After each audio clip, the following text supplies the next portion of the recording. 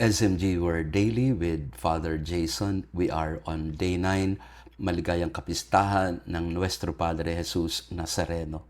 Sa atin sa Pilipinas, binigyan tayo ng pahintulot na ipagdiwang ang dakilang kapistahang ito, hindi lang sa Maynila, kung hindi sa buong Pilipinas at sa mga Pilipino sa buong mundo.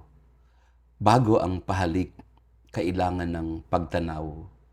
Kilala ang Quiapo sa debosyon sa Nazareno.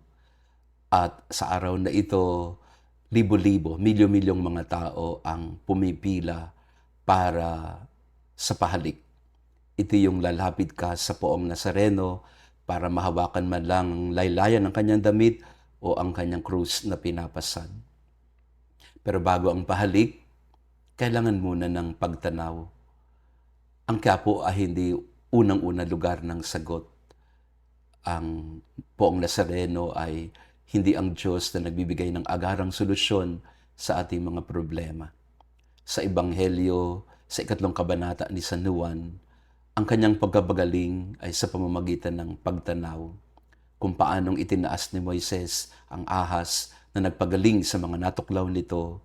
Ganun din ang ating debosyon, ang ating pamimintuho sa mahal na poong Nazareno.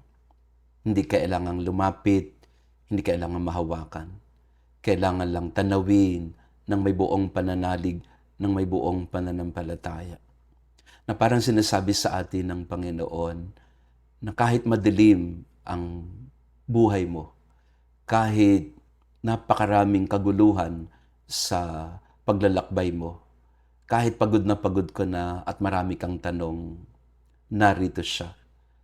Nagpapakita siya at hindi siya nagtatago.